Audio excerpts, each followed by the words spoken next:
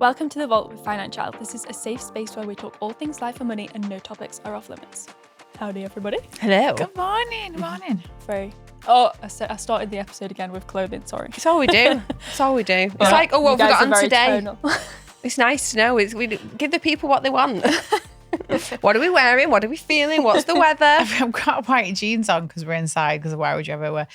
But they're getting tighter and tighter because my thigh muscles are getting bigger and bigger. And like, it's fitting me in some places, but I'm like, ooh, pulling them on. I thought it's because they were clean. Sometimes when you wash jeans and you put them on, you're like, have I put 3 stone on, or are these just clean? I think I only wear these for the vault once in a while. I don't think I wear them outside. And so like, no, jeans. they've not been washed. They just go straight back in the cupboard because you don't overwash jeans. I never opt I think it's for my jeans. thighs. Which I never opt for jeans. I'm a comfy gal.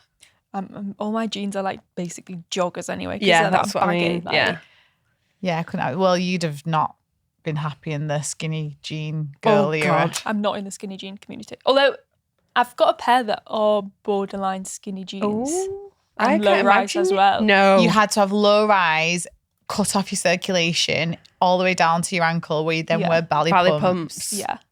Oh God. And anytime you bent down, you just constantly like making sure constantly your pulling bum's them down. up. Yeah, constantly pulling them up. But that was our Why era. don't men know that they've got their ass crack showing? Because you can feel the air. Maybe they just don't Maybe care. they like it.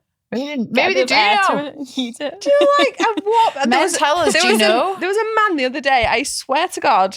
Oh, I don't want to picture it. Half it must have been of his arse crack was out. And I was thinking, I was just perplexed. It's not perplexed about the arse crack. I knew you knew we'd talk about this today. Like, you planned for that. It just never occurs to me how men don't know. I think they know. Yeah, got your attention though, didn't it? Yeah. Yeah. Still talking about it days later. Oh yeah, it's really ingrained on my brain. Okay. Today's controversial opinion. Proposals are starting to look more like PR stunts instead of personal milestones. This is triggering for so many people if you're listening and like you had a good one or not a good one, or if you never had one, or if you never want one, or we've obviously summer's gone and we've I feel like there was a lot of influencer proposals this year. Yeah, like in summer. Sophia and Cinzia, that crew. Well, no, not Sophia and Cinzia. Well, yeah. Sophia. They would if they could. But yeah, Sophia was like a big one, wasn't it? Like I feel like my Instagram is just even like people from home, like school friends and stuff. Really? Or like not school friends. Well, I've a few really close friends have got engaged this summer. But then also like just people that I don't know. Acquaintances. Yeah, like from home. And tell us about them. Like, is it an engagement announcement or is it videos of the proposal? There is a few videos. Can you tell us any? There's a few like photo shoots. Like, for example, there was one like Dubai desert. Like, do you know, I've never been to Dubai. I've never been to the desert. But like, I have. Is there little, like huts camps, and like the little stools wow. and stuff. Like, it looked amazing. It looks gorgeous. But did it look like magazine it was, like, shoot worthy? Set up like, yeah. And I'm like, this. If you didn't have a phone with a camera on it, would this look the same? Because if it does, then that's the magic. Yeah. But if it's like, but can you see it? Is it for the gram? Be honest. Is it for the gram? Because also how wonderful to look back on it yourself. Yeah, I'm devastated that I don't have any pictures of our engagement. Like even phones weren't a thing. As in, not the moment that Neil got down on one knee, but all my family were waiting, weren't they? When I forgot I was there. I'm devastated. Laura's like, when did you get engaged? I was sitting under you a were table. there. I was. So Neil planned a surprise engagement for me. We were away in the lakes in our favourite hotel, and there's like a spot on the top of the hill where you overlook Lake Windermere, and it's like really high up. It's absolutely stunning. And he proposed there, and then when we walked back to the hotel, all the family were waiting for us. They'd all driven up to the lake. If you said no. God. I know. Well, you wouldn't. She wouldn't have said no because she was pestering. She was a pesterer. I was, but that was the lifestyle creep. That was like, all my friends, like people are getting engaged, and we've been together the longest. And I was like, just come out of uni. God bless Neil. God knows how I put up with that shit. I wouldn't the other way around. But that's a story for another day. But I don't have any pictures of everyone being there. Yeah, like if someone had have filmed, because it wasn't a thing then. So long. Yeah. But someone from the hotel could have filmed. Yeah. And that, not even that bit. I quite like that bit was private for Neil and I. So I don't get the putting it on social media, someone going down on one knee. Like that is a lovely memory for just Neil and I. Yeah. But I am sad that I don't have pictures of like all the family together, like, stuff, yeah. hey, like that bit. I've still got it in my brain, but it has gone a bit bonkers. Well, we talk about your impending proposal that often, Lucy, just because there's a Pinterest page ready for if stuff ever happens. But so you've not had that yet, Lydia. You also have not had that yet.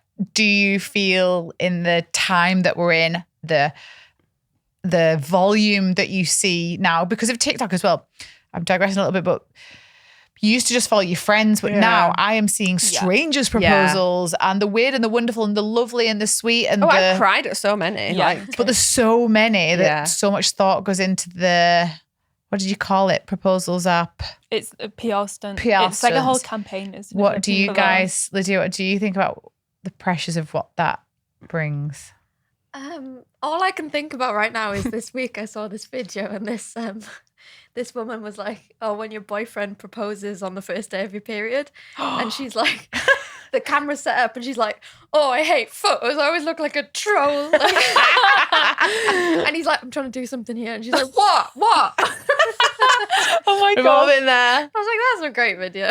And what about the couple that who propose in Santorini on like some amazing steps, and then like two people walk in front of the camera, like an old couple. Ice cream or something. And he's like, oh, what do you think? Should we go down here? And like the whole proposal's like going, that guy that was proposing must have been devastated. Behind the belly of a man. Yeah. Whereas if you didn't plan on filming it, that you wouldn't even know that they were behind you. Yeah. Exactly. There was nothing to ruin. Yes. I love, and I think I've said it before, I love the like very casual Christmas day when you've got kids and you've proposed someone that you've been with for a long time and children are there, and like it's just so classy, like just very understated. And I'm happy for the ones that are that, but I just want people to know that if you don't have that, it doesn't mean that person loves you any less. Yes, that's probably the big thing to take away from it, isn't it? Like, so some of the most romantic gestures are the most simple ones, because they've thought, what would that person like? She happens to be wearing white, and there's petals leading to an area, and then there's Molly May stood there, and you know, like, it's that. Am I getting my nails done, or is he just? Does he want me to get white nails, or is he just proposing to me? Does he want me to do this, or is he just proposing to me? Like, people knew. Think about that video. Like, they knew that they were gonna get. Yeah. The magic's in the not knowing and like the surprise. I feel like it could take you out of the moment and stuff. Yeah, because you're too busy thinking. Yeah. Where am I looking? The camera fell over. Do it again. Get up. Yeah. I wasn't breathing in. Yeah. Whereas like the Sophia one, that was, if you've watched the video, if not, go and look at it. It's such an amazing video. Like, they're sat having a coffee and he's thought, what's our thing? Sitting having a coffee together in the morning. Like, that's truly romantic. He could have done, I think he's very rich by the rumours online. Yeah, he could have done a private jet. He could have done a this, that, and the other. But actually, when you strip it back, their proposal was sat having a coffee together because that's their thing that they do in the morning. That is romantic. And like, he's also given thought to her job. Yes. Which is, she is a podcaster primarily, influencer second. Media company. You know, the girlies would want it because she, you know, her friendship group is 100,000, you know, million on it, that's her groups. There's an element of me as well that's like, oh, for certain influencers, like, listen, this is a no judgment thing. It's more like, are you confident enough to be aware that just because someone else had that and the fireworks, you don't have to have them if you want them, and that's you, but you don't have to have them, and like to film it.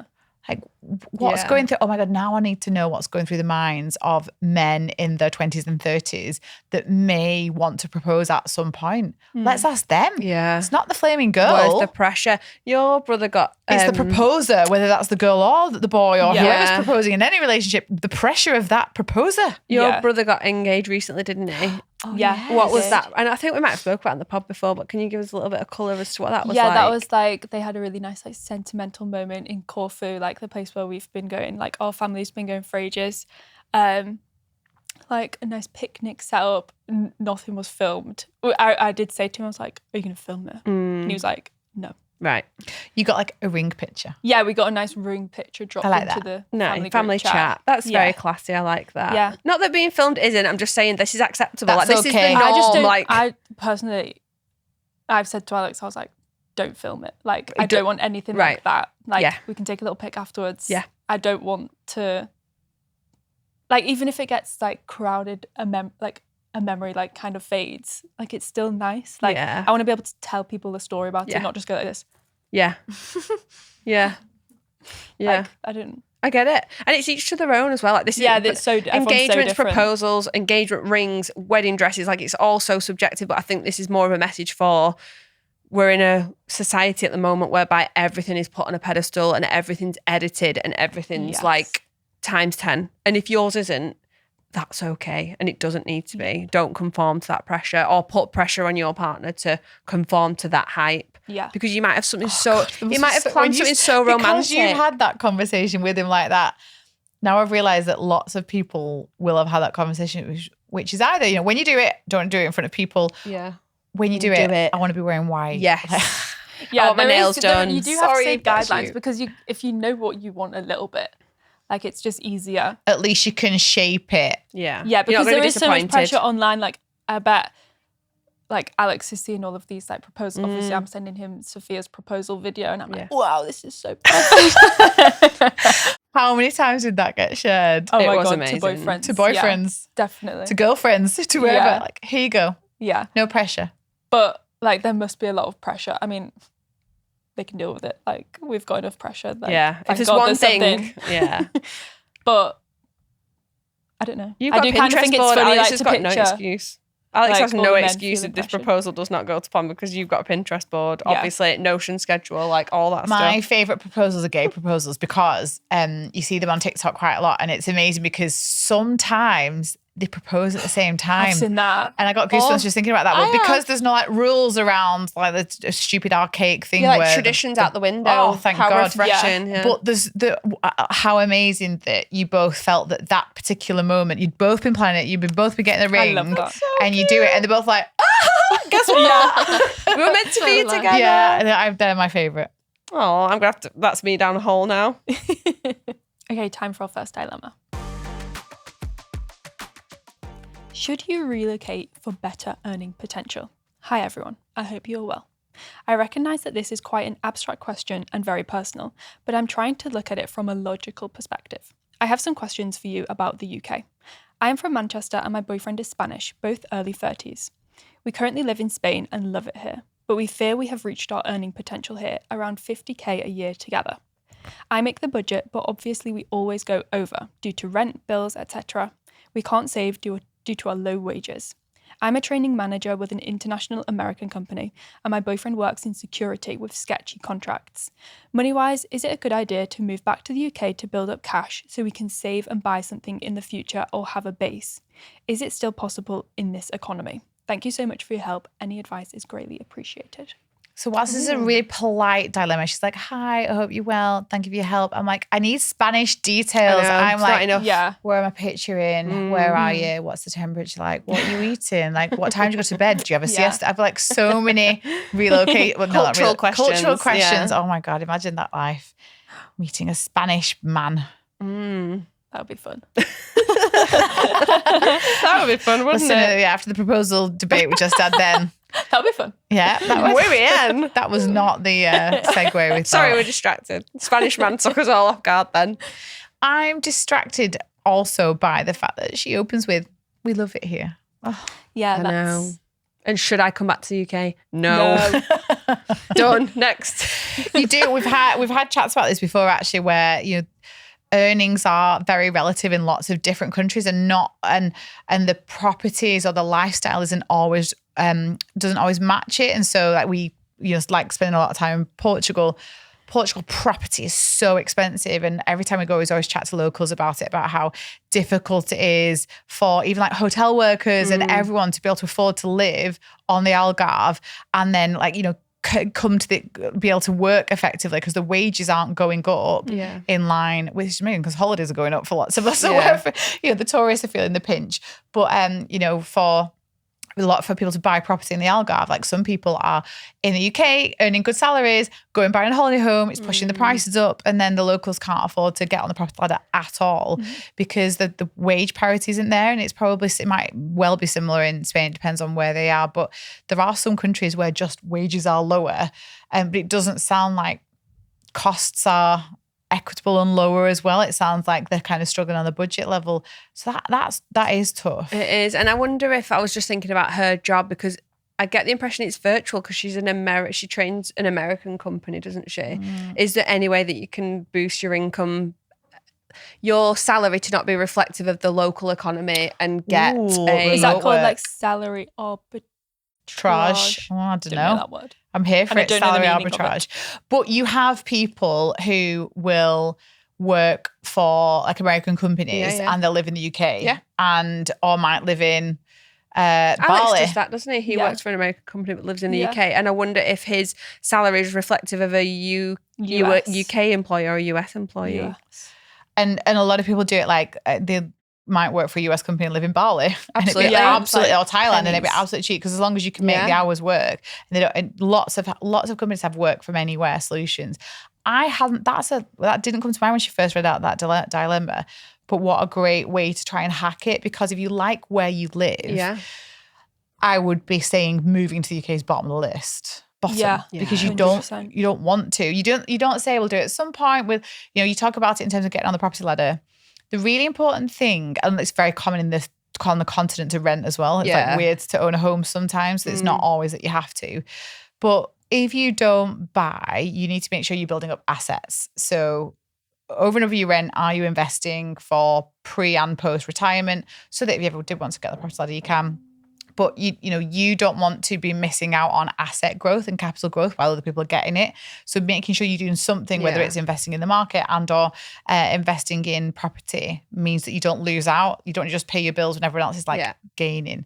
But moving to the UK would be bottom of my list. Yeah, because it's not cheap to live here. Just FYI, groceries are really expensive. Tax, and you like your life. The lifestyle. There's one thing going. I love living in Dubai, but I'm racking up thousands of pounds worth of debt to live here. Like there is a point where if you can't afford to live somewhere, you do need to make a bit of a decision, but I would put that down the list. So I love that idea first though. See if you can increase your salary and move jobs or retrain. Like the things that you might say, look, where we're at right now financially isn't great.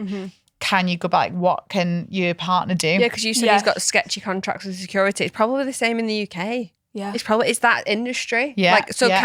Can you work in admin in the security sector because you've already got experience in security? Can you get a pay rise that way and more regular hours or whatever it might be, or a better contract by not doing that? Like you have to make sacrifices, and it's probably not moving countries to one that you don't even want to live in. It's looking at how can I improve what we've got here now. Yeah, and taking a longer term view in it. So there's one thing saying like, can I stay in the same field but work for a better company? Can I get a pay rise? Can I get a job with a remote job? But also like, is there potential for retraining? And again, there's a period of time we have to hold on and go, we are not saving up for a home and we're not being able to do these great things we want to do, but we pause. And so sometimes like going through some education and some retraining is with a view to then being able to live in Spain long term and being able to do the things you want to do. Because education in the UK is really expensive. So if you wanted to upskill yourself, it's going to cost you a lot of money. It's such a tough one. Definitely you have to be able to be growing assets and you have to be able to get that excess in your budget. And so you do have a tough period where like, is there a period of time where you take on some extra work and can you kind of build those savings? Can you work on weekends? Do you have what's it called? Where it's like peak work. So you might work a bit more in the summer and pick up a couple extra bar jobs. Again, depending on where you're in Spain. I'm trying not being presume that you live in a place that's touristy. But if you are, then can you do some extra stuff then that can kind of help tide you over? But I like where do you want to be and work backwards from that. And model a few different things. Model it out. Model your options. The UK thing out first and then go. Because to, even for your equivalent careers, what could you earn?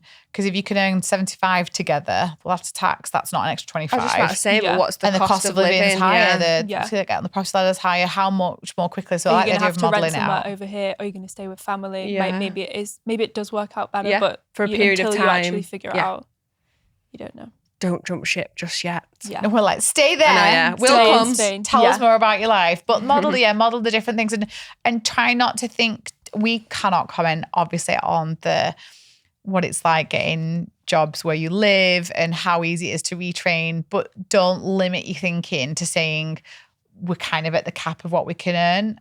You know, income is unlimited. I don't like woo-woo stuff, and I'm not a manifester of sorts, but I do believe that sometimes we limit to what we know and go, well, this is kind of what we can get. But it's like, well, but can you get extra jobs? Can you retrain? There are people in Spain earning more as a couple of £50,000 equivalent. There are. So in those fields, probably. Yeah.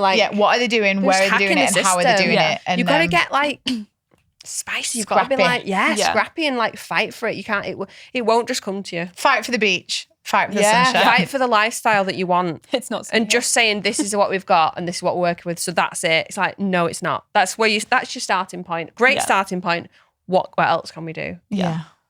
I'm excited. And tell us. Yeah. And can we be that dickhead friend that goes, oh, we've not I'll seen come it. and see you. We'll come stay with you. Mm-hmm. No, you won't. I would hate that. Time for our community win. Higher. I love the word higher. Higher. That is a Scouse thing. H-I-Y-A. It's a northern thing. I say higher. Higher. Okay. I just want to tell you about an amazing win I had recently. It wasn't a nice situation to be in, but due to the content you put out, it really saved me. I had 4 car tyres slashed last week, and I was due to go away for the weekend the day after.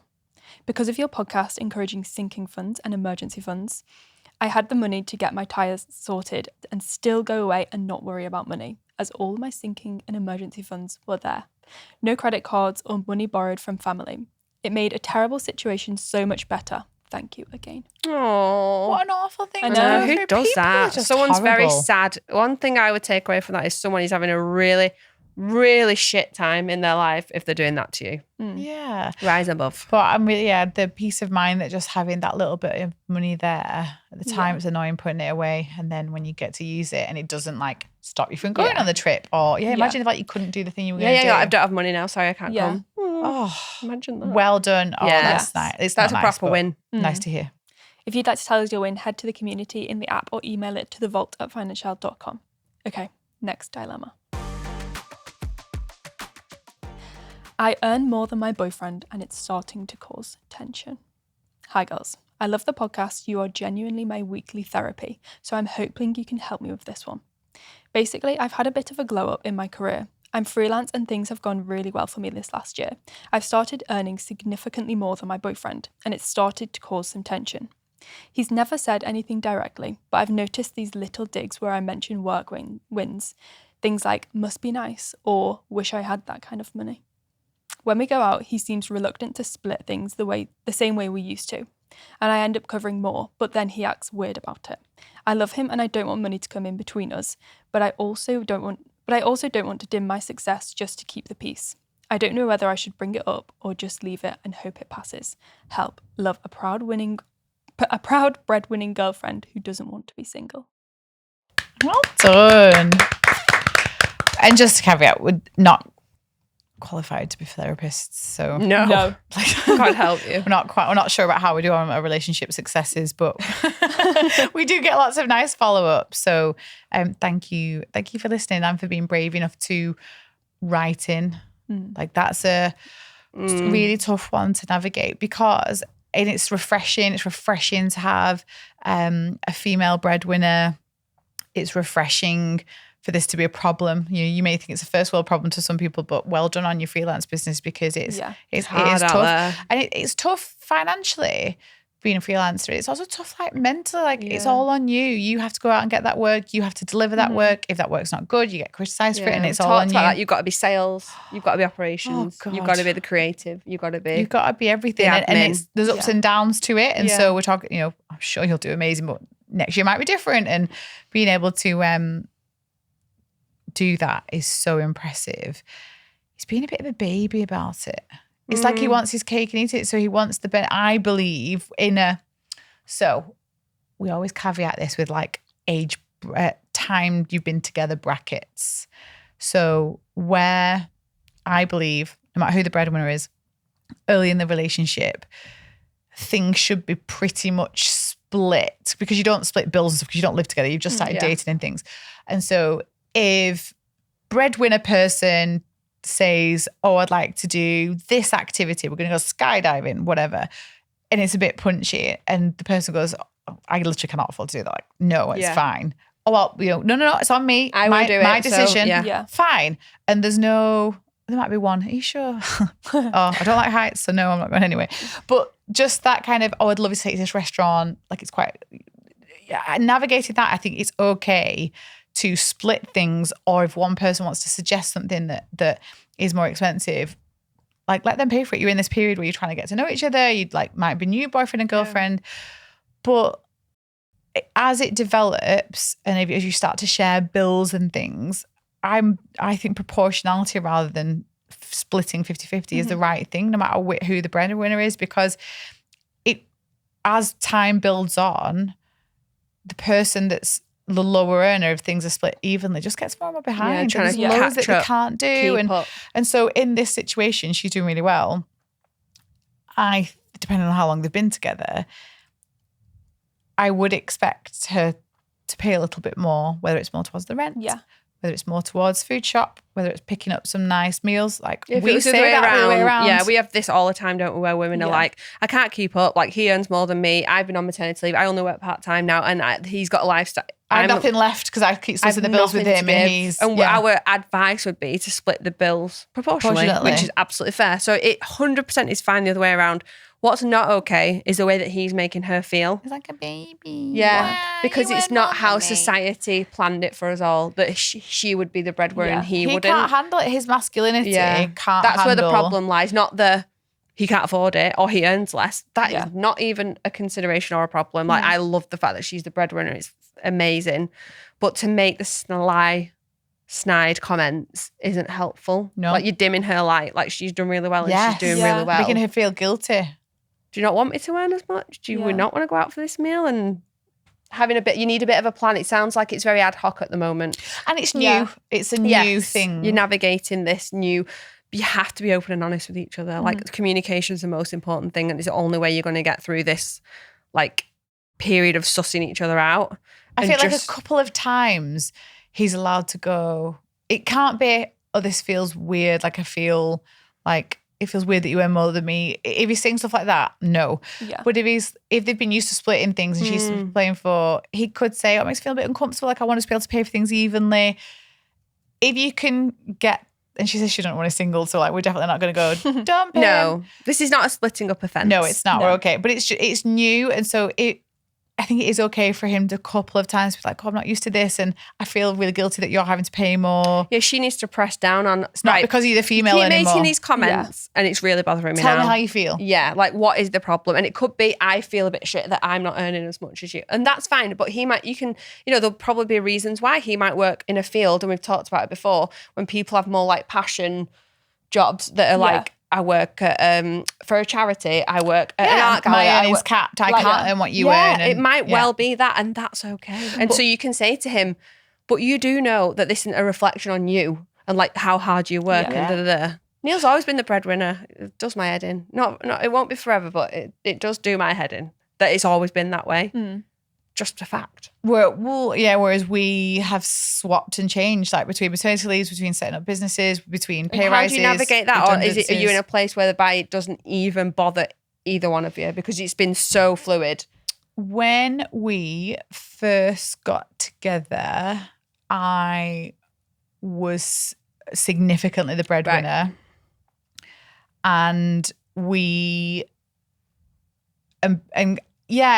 product of circumstance, but Carl moved in with me. Yeah.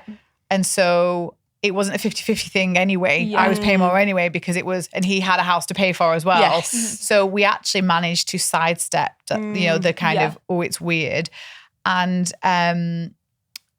luckily I was saving for, I'd bought one home, but no, I wasn't saving. I was just saving generally. Like I wasn't needing to do anything different. And because both of us had good enough salaries that we could sustain what we wanted to do, it never came up. Yeah, that's so there wasn't a scenario where one of us was like, you were like, I'm like, should we go to this holiday? And he's like, I'm thinking not. Sushi for tea. And he's like, I was thinking beans on toast. Yeah. And I was probably even more tight with my money then because well, you were a single parent. Yeah, so you were like, and I always knew that we wanted to buy another house at some point. And so then when you get to the next bit, we before we got married, we had Albie. So suddenly, and it was an awful maternity policy, absolutely awful. So I went from the breadwinner to, I have no money. Now, because we had planned to have Albie and we prepped for maternity leave, it was all part of the plan. We decided to combine finances then. Obviously, it's each to their own, but we literally did it the minute we were saving up separately because we knew we wanted a baby and we knew we'd want to buy a house together at some point. And the budget was then one. So then I felt no consequences to the drop. And I mean an absolute drop. And he didn't feel the extra pressures of being the breadwinner because both incomes went in the top and we just did the budget. So that's all right for us. It doesn't work for everyone like that. But because of that, we never had that different bits of emasculation or the different bits of me feeling guilty. And or then put out that you were spending more. Yes. You know, for a dinner. Yeah, no, for there a wasn't. Holiday. There's never been that. And then we, when we set up financial, we didn't take a salary for a couple of years. And so I was like, hi, want to set up a business. Also won't be earning any money. How do you feel about that? I'm going to be relying on you. Yeah. And, whilst there may have been some reservations on his part about us as a family, it was never, so I have to pay for it. Never. Yeah. No, same. But it's like, you've got to get to that point of your relationship. And some people might never get to that point of the relationship. And that's okay, because it might be that you've been through something that means, we're never getting there. But I guess what I mean is she can say to him, what if in 2 years' time, I need you. I am poorly and I need you to take the weight? Will you be okay with that? Like, how do you feel about that? I will need you then. This isn't like a man save you thing. This is just a partner thing. Yeah. And see how he reacts to that, because that's going to elicit more about how he truly feels. He might go, oh, yeah, no, I would. Of course I would. Yeah. Or he might be like, well, no, like, why should I? And then Yeah. And then that is a red flag. That's the red red flag. We have a then. different conversation. Then you email us in again and we have another chat. But for now, it's play the different scenarios out, which is, it's me this week. It might be you next year. Yeah. And how do you feel about that? Because that's going to help someone see a different side. Yeah. Because some people are just like apologists as well. And that's okay. Like, I feel bad that you're paying more. It's feel weird, like, depends on his terminology, but is he just trying to say, I'm not used to this? Yeah, or is he trying to go, weird. You shouldn't earn more than me and you shouldn't have to pay more for me. I should be looking after you. Well, he said it's all right for some. Oh, Yeah. oh no, I'm I'd like, forgotten that ow. one. Listen, Is you're it all allowed banter? to say a shitty comment. I've got loads of them. Do you know what I mean? Yeah. You're You've got an allowed. allowance. You have. It sounds like it's uncomfortable. It's new. It's not in line When with children are around, you get more society. stress, things are more cutting. like society. We've all been brought up to see the man as the breadwinner, and we're in a day and age whereby that is starting to change. It's unusual, but we don't take it out on the partner that is the breadwinner, and we don't make them feel uncomfortable because they're just doing the best that they can do. Yeah.